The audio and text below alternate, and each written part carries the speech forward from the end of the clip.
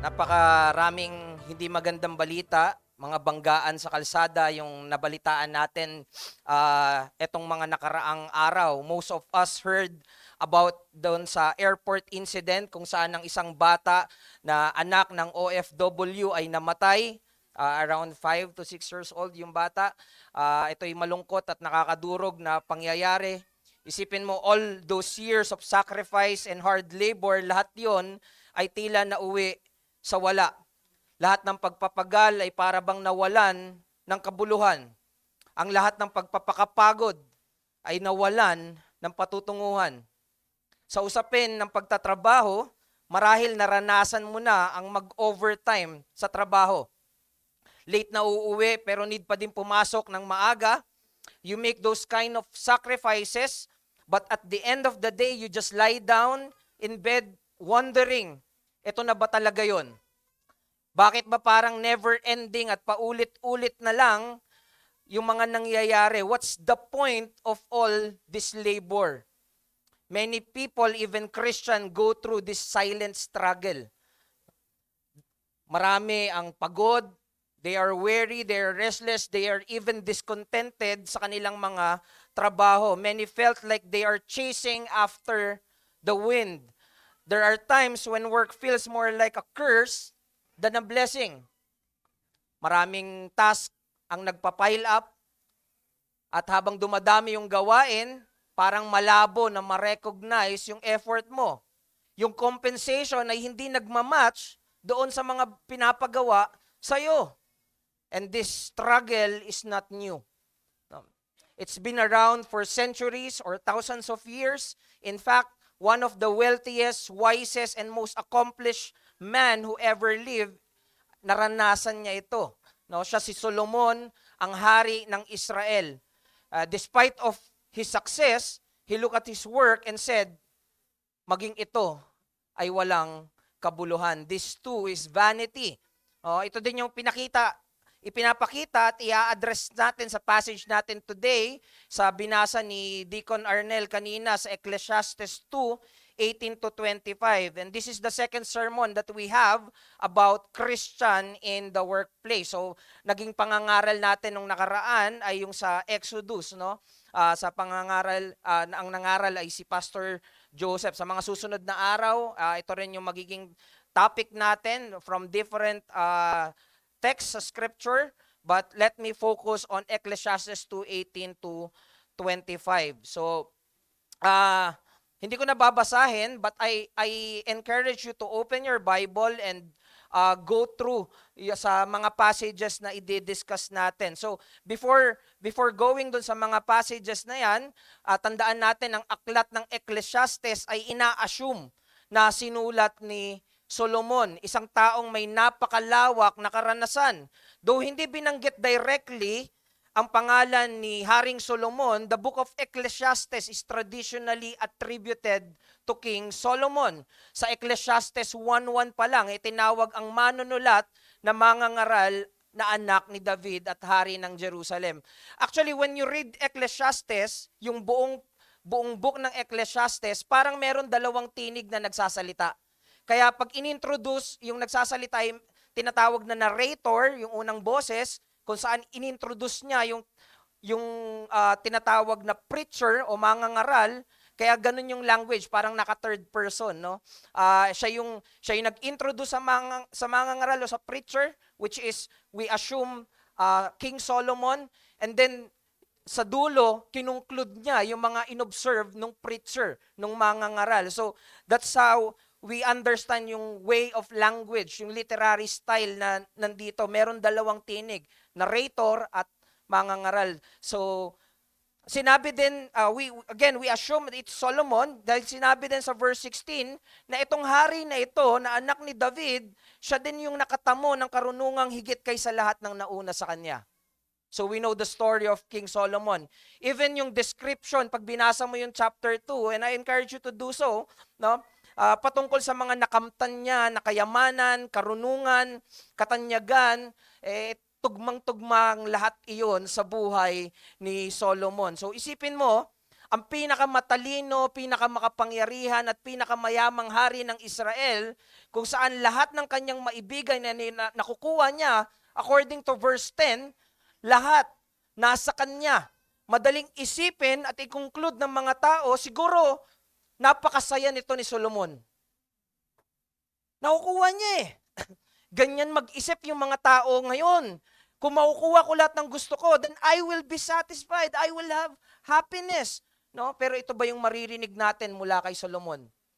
This book tells us repeatedly yung karunungan at totoong conclusion amidst all the greatness you obtain under the sun. Anong sabi niya? All is vanity. Ano mang makamtan mo sa ilalim ng araw, lahat yan ay walang kabuluhan. Paulit-ulit niyang ginagamit yung salitang vanity dito, no? Na ang original na ibig sabihin ay usok, hininga, singaw, hamog. Sa madaling salita, sinasabi niya na parang lahat ng bagay sa mundong ito ay pansamantala. Parang usok na bigla na lang mawawala. No? Lahat ng bagay sa ilalim ng araw ay parang usok. Mabilis maglaho, hindi mo mahawakan at hindi mo talaga kayang kontrolin. Makikita natin sa chapter 2 na inisa-isa ni Solomon ang mga bagay sa ilalim ng araw. Mga bagay na hinahangad ng marami sa mundo dahil ito daw yung magbibigay ng kasiyahan na pangmatagalan at kapunuan. This would give them satisfaction na hindi kailanman magkukulang. Parang ganun yung sinasabi ng mga tao. No? Sabi nila, basta nakukuha mo lahat ng maibigan mo, magiging masaya ka. Yun yung unang naging test eh. Kaya sabi niya, the vanity of pleasure. No? Pag tinignan nyo sa mga the vanity of self-indulgence, the vanity of being wise, kasi hindi sinasabi, kung hindi mo makuha lahat, siguro dapat marunong ka, matalino ka, dapat ikaw yung nangunguna, magiging successful ka. Eh siguro, ganyan, no? Para maging masaya, no? Habang ang marami ay sinusubukan na akyatin ang taluktok ng pinangako ng mundo, si Solomon ay matagal nang narating ito. Ito yung mga hinahabol ng mga tao. Sabi ni Solomon, nung nasa tuktok na siya, wala. Wala. Hindi niya nakita ang kasiyahang hinahanap ng marami. He was not satisfied even after reaching the top. His conclusion remained the same. Ang lahat ng ito ay walang kabuluhan. Habang ang kanyang mata ay nakapako sa mga bagay na nasa ilalim ng araw, siya ay nanatiling bigo at dismayado. No, everything is vanity, not until he saw God who is greater and higher than the sun. Hindi vanity ang dulo nila na tumitingin sa Diyos. Sa Kanya nasumpungan ang kahulugan at kabuluhan. Sa Kanya natagpuan ang kasiyahan sa kabila ng hirap ng mga pinagpapaguran. Kaya ito yung mensahe mula sa realization ni Solomon, work without God leads to frustration, but work from God brings joy and satisfaction. No, ang trabahong hiwalay sa Diyos ay patungo sa pagkadismaya o pagkabigo. Pero ang trabahong may pagkilala at tinitignan o nakaugnay mula sa Diyos, ito yung magdadala ng kasiyahang hindi mauupos at kapunoang tunay na malulubos.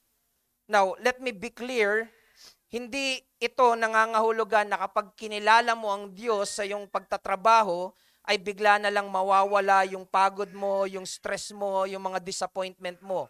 Hindi rin natin sinasabi na yung mga tao na walang pananampalataya ay hindi mararanasan yung saya o sense ng fulfillment sa kanilang mga pagtatrabaho. Ang nilalatag ko ay hango sa natutunan ni Solomon, sa mga natutunan ko kay Solomon na ang kasiyahan at satisfaction na galing sa pagtatrabaho na mukhang tagumpay, pero hiwalay naman sa Diyos ay mananatiling limitado at laging may dulo, laging may hangganan. No? Pwedeng masaya sila ngayon, pero darating ang panahon na magtatanong sila para saan ang lahat ng ito. Pwede silang maging successful pero they will feel empty. Pwede silang maging busy pero aimless, no? Narinig natin noong nakaraan. Pwede silang ngumiti, pero hindi tunay na payapa ang kanilang mga puso. Samantalang ang trabahong may pagkilala sa Diyos, kahit may pagod, kahit may hirap, kahit may mga iba't ibang mga hamon, ay sinasabing may kabuluhan at may layunin. No, ito ay may uri ng kasiyahan na hindi nauupos dahil ito'y paglilingkod sa hindi nauupos na Diyos. Ito ay may satisfaction na hindi nakabase sa resulta, kundi sa relasyon o ugnayan sa Diyos. At para mas maging maliwanag ay tignan natin yung dalawang magkasalungat na paggawa o pagtatrabaho. Ang unang titignan natin ay yung hinahangad na trabaho na malayo o hiwalay sa Diyos. Ito yung frustration ni Solomon doon sa verse 18 to 23. And then yung pagtatrabaho na nakaugnay o kinikilalang mula sa Diyos. So work pursued apart from God and work acknowledged as gift from God. So tignan natin yung una, no? Trabaho na hiwalay sa Diyos. Walang pagkilala sa Diyos. Walang pag-alala sa Diyos. Though si Solomon ay isang tao na nasa kanya na ang lahat, wisdom, wealth, accomplishment, recognition, 'di ba? Naalala nyo, meron pang dumadayo sa kanya na mga leader from different kingdom para lang manghingi, no, ng mga advices sa kanya. Ganun yung reputation, ganun yung recognition sa kanya. But when we read verse 18 to 23, sa kabila ng lahat ng meron siya, we don't hear joy and satisfaction. What we see is sorrow and frustration. Sabi niya sa verse 18, kinamuhian ko ang lahat ng aking pagpapagal sa ilalim ng araw. Isipin nyo, hindi ba't si Solomon yung may mga accomplishment na pinapangarap lang ng marami? Pero bakit ganito yung sinasabi niya dito? Dahil na-realize niya na lahat ng kanyang ginagawa, ultimately, they are fragile and temporary. Lahat yon ay pansamantala. Alam mo, mula doon sa verse 1, kapag sinasabi niya, hindi, magsaya ka, gawin mo lahat ng gusto mo, uminom ka ng alak, magpagawa ka ng mga project, magpagawa ka ng hardin, gawin mo lahat ng mga yan. No, nagagawa niya yon. Naging masaya ba siya? Naisip niya mamamatay din siya. No? Tapos sabi niya, hindi, kailangan maging matalino ka lang. Tapos ang realization niya, ang matalino at ang hangal, parehas mamamatay. Ganun din dito. Pati sa pagtatrabaho, sa lahat ng mga bagay na ginagawa, who would know kung kailan ka mamamatay? No, nagsisimula ka pa lang ng business, biglang binisita ka ng kamatayan. Hindi naman kakatok yan eh. Didiretso lang yan. No, ito yung sinasabi niya. Kaya ang realization niya, sa harap ng kamatayan, everything. Ano pang saysay ng lahat ng ito? Sino ang magtatagumpay sa kamatayan? Bagabag na bagabag si Solomon dito. Makikita natin. Sabi, everything he worked for would be left to someone else after he dies. Someone may be wise or foolish. Wala sa kontrol niya yon. Hindi dito sinasabi na parang, masama ba na magpamana? Kaso ang problema ni Solomon dito, sinusubukan niyang kontrolin yung mga bagay na hindi niya kontrolado. Kaya frustrated siya eh.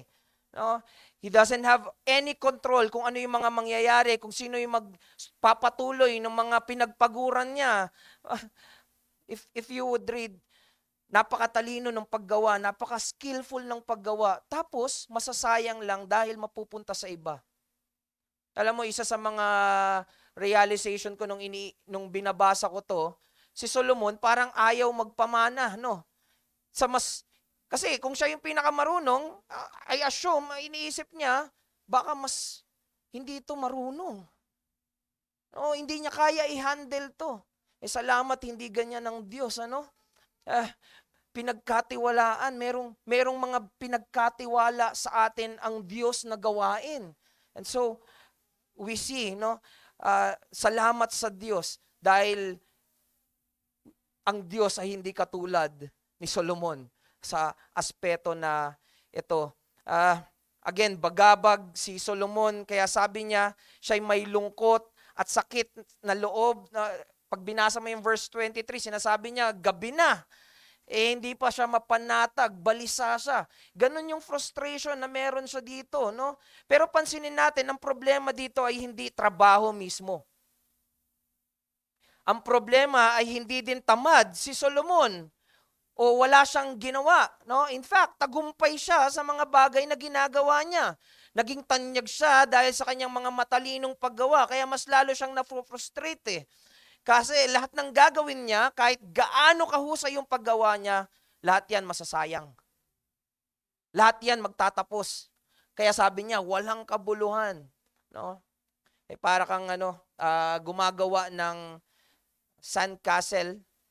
Pag pumunta ka ng beach, di ba, yung mga bata talaga pagtatayuin mo ng mga hindi naman talaga bata, yung mga magulang talaga yung nagtatayo, no? Tapos, okay na, maganda na. Biglang darating si Jaden. Wasak. No? Vanity. Isang iglap lang. Ganyan ang trabaho kapag hiwalay sa Diyos. Kahit gaano ito kaganda, binubura rin yan paglipas ng panahon. Mawawala, may katapusan. No? Pinapakita dito yung totoong problema ay kung paano tignan ni Solomon yung pagtatrabaho. No? Solomon allowed his achievement and toil to become the source of his identity, security, and meaning or kanyang significance. In short, ang kanyang pagtatrabaho, ang kanyang mga gawa ay naging idolo niya. No? Alam nyo, dito natin makikita na kahit mukhang mahalaga, marangal yung trabaho, kapag ito ay hinuhugot, ito yung pinaghuhugutan natin ng ating halaga o ng ating seguridad sa buhay at hindi na ang Diyos, nagiging Diyos-Diyosan na ito sa ating mga puso. No? Work pursued apart from God may seem noble or necessary, but ultimately, it becomes idolatry when it replaces God as our source of meaning and security. Ano man ang nagpapalit sa Diyos, na tanging Diyos lang ang makagagawa, yan ay Diyos-Diyosan. No? Hindi literal na binanggit o wala kang makikita dito na idolatry. Pero yung puso ni Solomon na punong-puno ng pagkabalisa, ng hinagpis, ay nagpapakita na siya yung tao na umasa sa trabaho higit sa Diyos. Umasa sa trabaho para sa kanyang pagkakakilanlan, para sa pagkakaroon ng saysay ng kanyang buhay, sa kanyang mga ipapamana.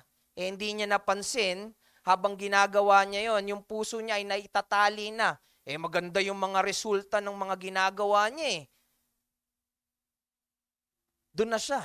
Nasanay siya doon. At gugulatin na lang siya na hindi palaging maganda ang gagawin mo. Magkakaroon ng katapusan yung mga mauhusay mong paggawa. 'Di ba ganyan yung nangyari, no? Sa Titanic. Sinasabi nila ito ay pinakamarangyang barko, tawag nga nila unsinkable, no? Pero sa unang pagbiyahe, lumubog, no? Ganito ang trabaho at tagumpay na walang pagsandal sa Diyos. Kapag naging mataas ang tiwala natin sa ating mga sarili at sa ating mga gawa kaysa sa Diyos, ang kabiguan nito ay tiyak na napakalalim. No, hindi ito wala lang. Ito yung danger kapag yung trabaho na natin ang naging sentro ng buhay natin. Na para bang ang ginagawa natin to accomplish our work more than anything else. Kapag doon na tayo humuhugot ng ating halaga, no? Ang magdidikta ay gagalang nila ako dahil nakuha ko na yung mataas na posisyon. Kapag ang tagumpay na natin sa trabaho, ang sukatan natin ng ating pagkatao, napakadelikado niyan. Ganito yung kultura natin ngayon. Sa mundong ginagalawan natin ngayon, ang halaga ng tao ay madalas sinusukat sa kung ano yung kaya niyang gawin. Ano yung makukontribute mo. Kapag busy ang isang tao, maraming humahanga kasi napaka-productive. Pag may title, ginagalang. Kapag mga crew, basurero, hindi. Again, the problem is not work. Ang problema ay kapag hinanap natin sa trabaho, yung tanging Diyos lang yung makapagbibigay. Kaya yung trabaho na nagbibigay sa atin ng sense of security, kung yun yung nagbibigay sa atin ng identity and purpose at hindi na ang Diyos, again, tayo ay naliligaw. Isa sa mga nakakatakot at totoong problema natin hanggang ngayon ay hindi natin hinahanap ang Diyos. Okay lang sa marami sa atin na mabuhay na parang hindi natin kailangan ang Diyos. Pag nawalan tayo ng gamit o ng bahay, nasunugan tayo ng bahay, parang ang hirap magpatuloy, parang di natin kaya. Isipin pa nga lang natin eh. Pag nawalan tayo ng mahal natin sa buhay, parang ang hirap magpatuloy, parang hindi natin kaya. Pag yung pangarap natin ay hindi na natin matutupad, parang ang hirap magpatuloy at sasabihin natin parang hindi ko na kaya. Pero pag ang Diyos ay hindi na natin makita o tila nawawala na, okay lang. Kinakaya natin. Nababagabag ka ba? At naghahanap ka sa Kanya kapag parang hindi mo siya makita. Pansinin mo yung mga tao. Sasabihin nila kaya nilang magpatuloy nang hindi hinahanap ang Diyos. Tumatalikod pa nga sila sa Diyos eh. Lantaran pa nga eh. Yung pangangaral kanina na apostasy, natikman nila yung biyaya ng Diyos.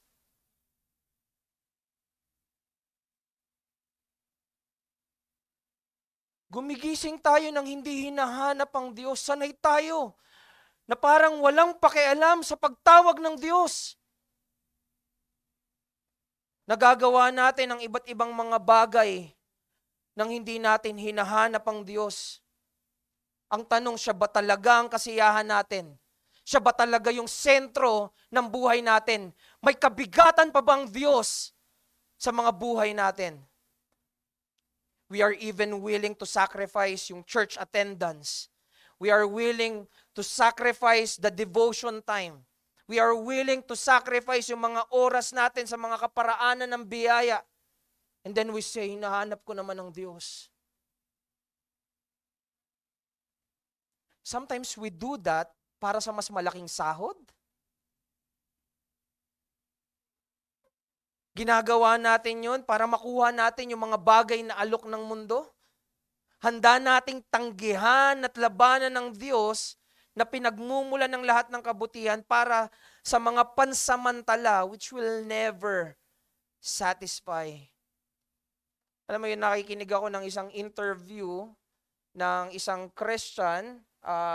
Nagsishare siya sa mga campus, hindi ko alam yung pangalan niya eh. Pero isa sa mga interesting nung ini-interview siya ay yung statement na sinabi niya na lahat ng mga bagay na ito ay mawawala. Lahat ng pinapahalagan mo, pamilya mo, kahit gaano mo pahalagahan, there would come a time, mawawala yan. Gamit mo na kahit gaano kabago at kahit gaano mo kaingatan, yung mga collections mo, kahit gaano mo ingatan, mawawala yan. May mga bagay na minsan parang naging sense of security natin. Pero pag humarap ka na sa kamatayan, wala nang sasama sa'yo. Pero ibahin mo si Kristo.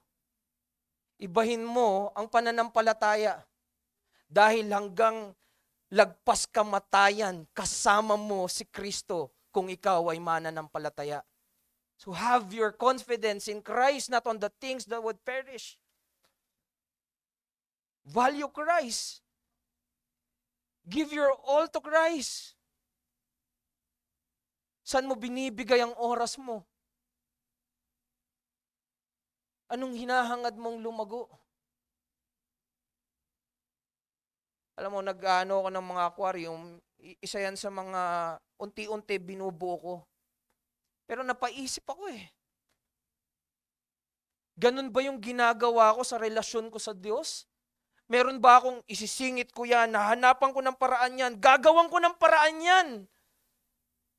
Dahil gusto kong makita ang kagandahan ng Panginoong Hesukristo. Ganun ako pag tumingin ako sa aquarium, gusto ko isang bato. Pero na-excite ako makita, ano na pagkatapos nito? Marami ng halaman, marami ng mga isda. Ang tanong ko sa sarili ko, ganun ba ako sa Diyos? Naghahangad ba ako na unti-unti mas lumawak at mas lumago yung pagtingin ko sa Diyos? Again, ang tanong, ang Diyos ba talaga ang kasiyahan natin? Siya ba yung sentro ng buhay natin? Kaya yung hamon sa atin, let us examine our heart. Sabi nga ni Thomas Watson, he that labors only for the world shall be left with nothing when the world is gone. Kahit gaano ka-impressive ang iyong karir ngayon, kahit gaano karami ang iyong bank account, kahit gaano karami yung lugar na napuntahan mo at tinatawag mo yon na achievement, hindi nito kayang lampasan ang kamatayan at ang paghukom ng Diyos. Ang trabaho mo bang nagbibigay sa iyo ng sense of identity o ng halaga?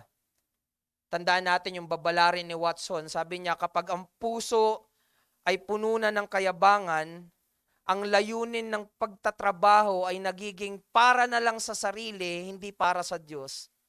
At ito ay pagsamba sa Diyos-Diyosan. Mas nagtitiwala ka ba sa mga achievements mo kaysa sa Diyos? Pinapahalagan mo ba yung output more than obedience? Wala namang resulta eh. Paulit-ulit na lang eh. Ang tanong, yung ginagawa mo ba ay pagsunod pa din sa Diyos? Ang kasiyahan mo ba ay sa resulta o sa Diyos na sinusunod mo?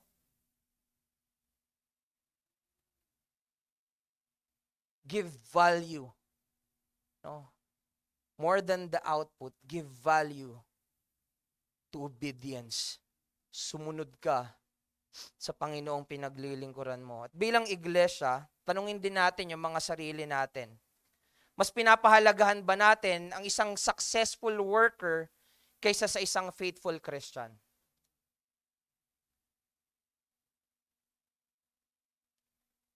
Tinuturuan ba natin ang mga kabataan na unahin yung career kaysa hanapin si Kristo?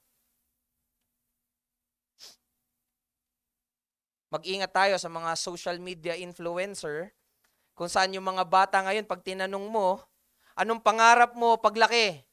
Vlogger. Content creator. Wala namang problema doon sa ganong pinagkakakitaan, tinatawag na rin na trabaho yan, pero ang mga kabataan ngayon ay hindi yun nauunawaan. They wanted to have that kind of job dahil sa maling dahilan. Sinasabi nila easy money. Sinasabi nila kapag naging successful silang vlogger, they will be satisfied. Parang yun yung greatest goal na nila ngayon. Again, wala sa trabaho ang tunay na satisfaction. Huwag tayong malinlang, huwag tayong maniwala sa binubulong ng pangako ng mundo na kapag successful ka, saka ka lang mahalaga. Na kapag may title ka, saka ka lang may saysay. Na kapag productive ka, saka ka lang nagkakaroon ng kwenta. Hindi ito ang ebanghelyo. Parehas yan na bulong ni Satanas nung kinakausap niya at tinutokso ang Panginoong Hesus. Kaysa sa bulong ng mundo, pakinggan natin ang sigaw ng Ecclesiastes. Gaano man kaganda o karangal ang ating mga trabaho, kung maging katulad man yan kay Solomon, gaano man karami ang ating ma-accomplish, hindi ito makapagliligtas. Hindi nito kayang bitbitin yung bigat na daladala ng ating mga kaluluwa dahil sa ating mga kasalanan. Hindi nito kayang punuin ang puwang ng ating mga puso. You can gain the whole world through your work and still lose your soul in the process. Ang kailangan natin ay hindi bagong career, kundi bagong puso.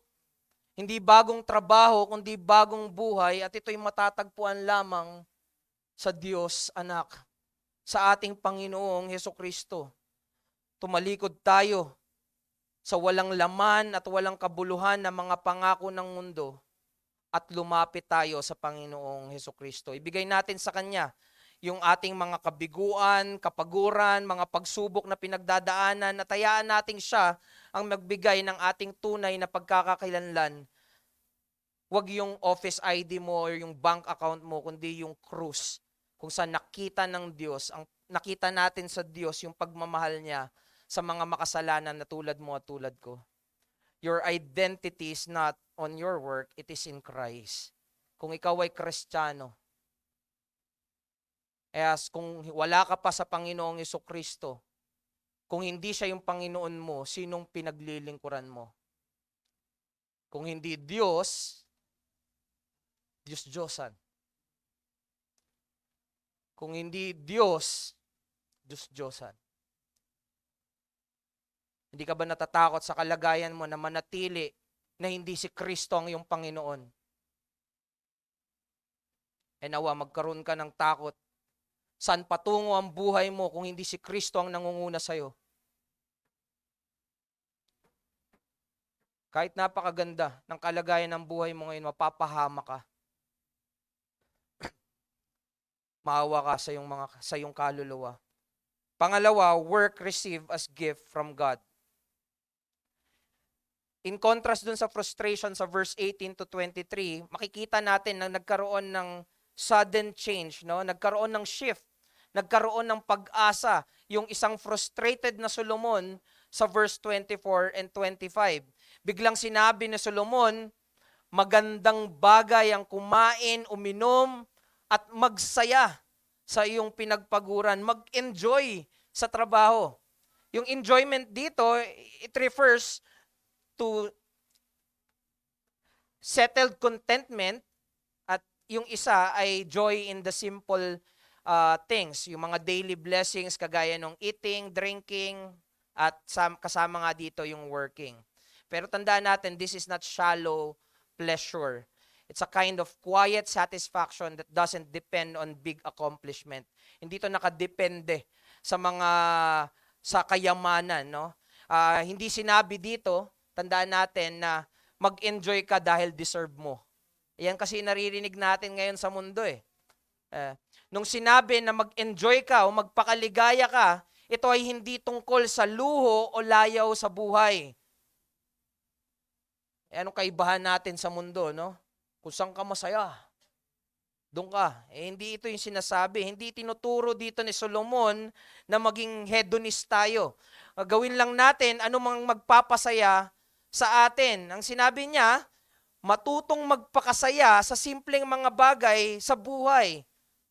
Hindi dahil deserve natin, kundi dahil yun ay galing sa kamay ng Diyos.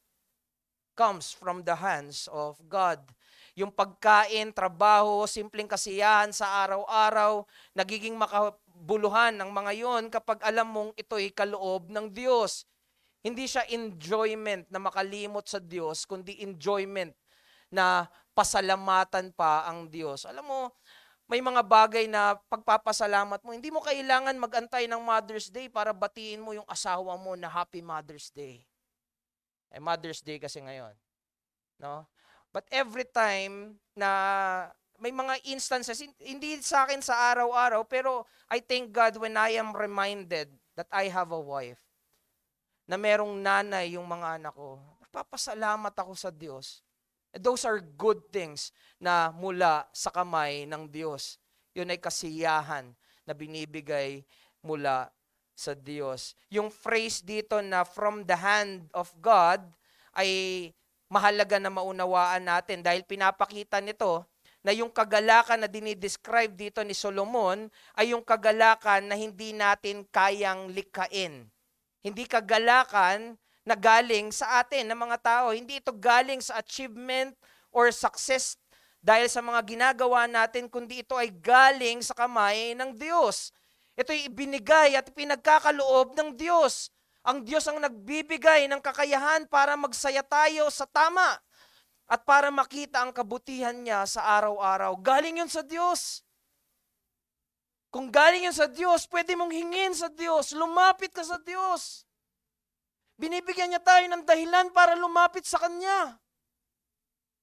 Hindi niya tayo binibigyan ng dahilan para lumayo sa Kanya. Bakit tayo lumalayo sa Kanya? Open your Bible and see the goodness of God. He's calling you. Tinatawag niya tayo. Lumapit tayo sa kamay ng ating Diyos. Nasa Kanya ang mga bagay na higit dito sa mundo. Tikman mo.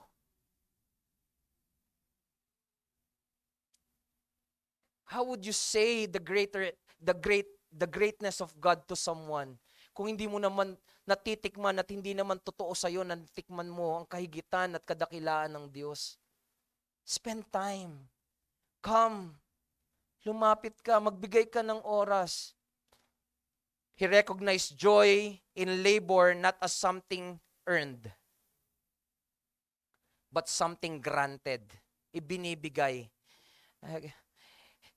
God enable us to enjoy life and work when we see them as gift, not as idols.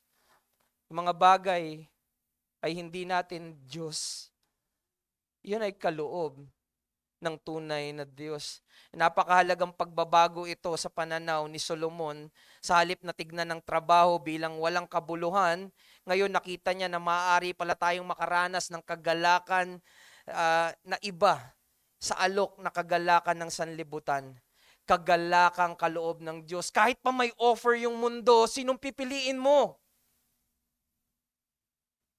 At dito rin natin makikita na yung tunay na kagalakan ng Kristiyano sa trabaho ay magmumula sa pagkaunawa na ito ay pansamantalang pagtitiwala o pinagkatiwala sa atin. Isang biyaya na kaloob ng Diyos. Kapag alam natin na hindi ito yung kabuuan ng ating pagkatao, kundi bahagi lamang ng ating pagtugon sa Diyos, magiging daan to para tayo ay magbigay luwalhati sa Diyos. It counters our idolatry. Yung mga idols na meron tayo, wala namang ipanlalaban sa mga idolo kundi ang tunay na Diyos. Again, the Christian's joy in work comes from knowing that it is a temporary stewardship and a gracious gift from God. Ibig lang sabihin, bilang mga Kristiyano, ang tunay na kagalakan natin sa trabaho ay hindi nakasalalay sa kung gaano ito kadali o kung gaano tayo ka-successful.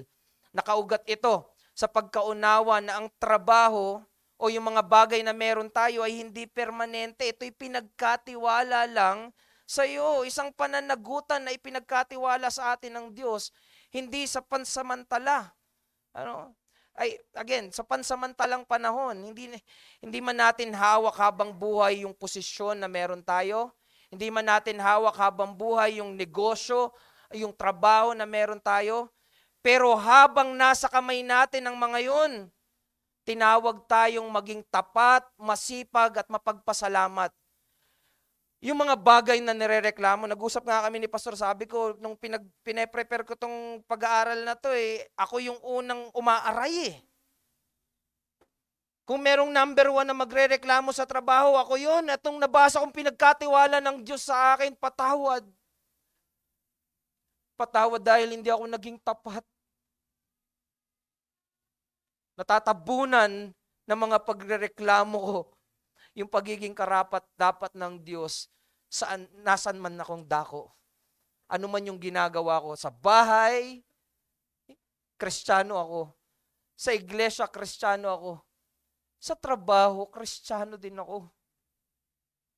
Kailangan ko paalala sa sarili ko, Kristiyano akong manggagawa.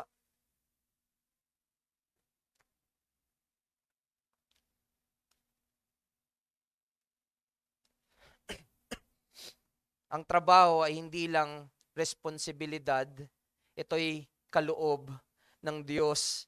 Tignan mo, nakikita mo ba ang trabaho na meron ka ngayon bilang kaloob ng Diyos? Yung mga bagay na pinapagawa at nagagawa mo ngayon ay mga bagay na kaloob sa iyo ng Diyos, pinagkatiwala sa iyo ng Diyos. Hindi ito karapat-dapat nating angkinin o ipagmalaki. Kahit ang kakayahan na bumangon, gumalaw, mag-isip at kumita, lahat yan ay galing sa Diyos. Kaya ang tamang tugon ay hindi pagmamalaki, kundi pagpapakumbaba at pagpapasalamat sa Diyos. Pagbalik sa Diyos.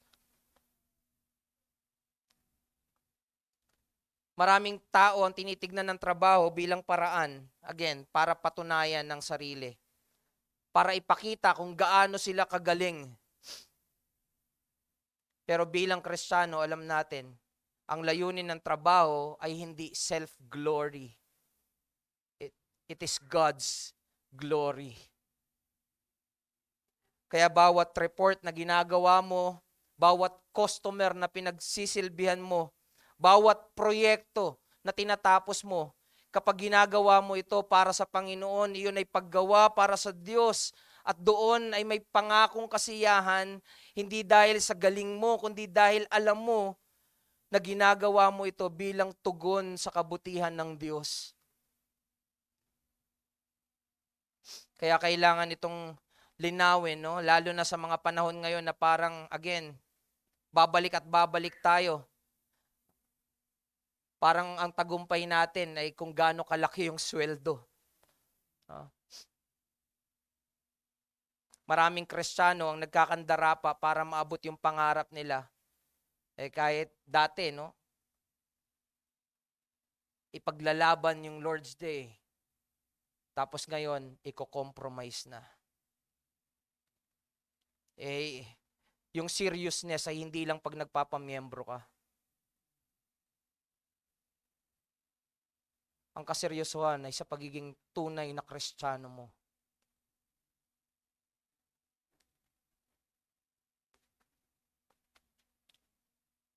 Huwag nating ipuhunan yung buong pag-asa natin sa trabaho. We invest too much on things that are temporary. Hindi ko iisa-isahin at hindi ko i-audit isa-isa. But you are accountable to God. He knows.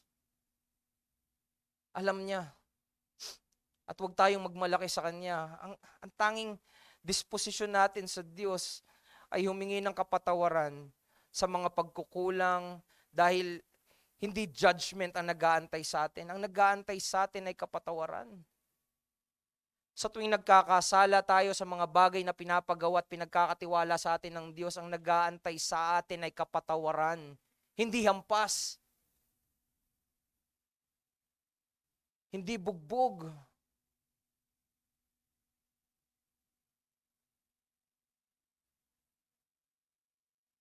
Ask for forgiveness. Ang palo ay para sa ayaw humingi ng tawad. Sa uli, kahit ang pinakamabigat na trabaho ng tao, again, ay hindi sapat. Pero may isang trabaho na nagbunga ng kaligtasan. Ito yung ginawa ng Panginoong Hesukristo sa krus. Siya yung tunay na tapat na manggagawa na hindi kailanman nabigo, na dapat tularan ng mga sumusunod sa Kanya. Sa Kanyang pagpapagal, tinapos niya ang dapat tayo yung magbayad. At sa Kanyang pagkabuhay muli, binigyan niya tayo ng bagong puso at layunin na mamuhay hindi para sa ating mga sarili, kundi para sa Kanya. Kaya kung pagod ka na sa trabaho, anong gagawin mo? Lumapit ka sa Kanya. Kung wala ka ng gana, if you feel empty and you feel stuck, hindi mo kailangan ng bagong trabaho, kailangan mo bumalik ka muna kay Kristo. Siya yung magbibigay ng kapahingahan sa kaluluwa mo. Siya rin yung magbibigay ng bagong saysay sa ginagawa mo sa araw-araw. Naalala nyo, as I end, yung sinabi ni C.T. Studd, no? Sabi niya doon, only one life, it will soon be past. Only what's done for Christ will last. Lahat ng mga bagay na ginagawa natin, hiwalay sa Panginoong Hesukristo, lahat yon ay hindi magtatagal. In all our labor, tignan natin ang Diyos. Sino yung pinagkakatiwalaan ng mga puso natin kapag tayo ay gumagawa? Work under the sun may exhaust us, but there is joy from God's hand that will sustain us. Katulad ni Solomon, anong gagawin mo? Yung verse 18 to 23 o yung hope na meron sa verse 24 to 25? Again, work without God will lead you to sure frustration, but work from God brings enduring joy and satisfaction. Kung ano man ang hawak mo ngayon, martilyo, laptop, lapis, kamay ng bata, dahil trabaho din ang pagiging nanay, ang pagiging magulang, ano man ang hawak mo, you acknowledge God and you will find that even the simplest labor, it will echo into eternity. Tayo ay manalangin. Aming Diyos, kami po ay nagpapasalamat sa inyong mga salita sa Ecclesiastes. Salamat hindi ito nagtatapos sa frustration. Salamat dahil may pag-asa sa Panginoong Jesucristo. Tunay na sa Diyos, ang mga bagay na parang ordinaryo at walang lasa ay tumatamis. May mga bagay na ginagawa namin na minsan hindi namin na-appreciate, but when it comes from you and it is acknowledged that is coming from you, yung mga bagay na yon ay nagiging kaligayahan para sa amin. There's many good things in life na binigay nyo sa amin at nagpapasalamat kami. Hindi nyo kami inutusan tapos pinabayaan. Nandiyan ka, umaalalay at binibigay at nagsusustina sa amin. And we are thankful that these things that we enjoy comes from your hand. Huwag nyo kaming hayaan na humarap sa mga pwedeng magpatahimik sa amin katulad ng kamatayan without running to Christ. Walang anuman dito sa mundo at walang sino man sa amin ang nakalagpas at nagtagumpay sa kamatayan kundi si Kristo lamang. Kaya huwag kami sa iba humawak o sa mga bagay dito sa mundo kundi sa Panginoong Jesucristo. Help us, Lord, to acknowledge you in every labor and every work that we do. Maraming salamat sa pag-ibig mo sa iglesia at sa mensahe mo para sa bawat isa sa amin. Matagpuan nawa kaming tapat para sa kalwalatian at para sa pagpupuri ng iyong pangalan. Ito ang aming dalangin sa pangalan ni Jesus.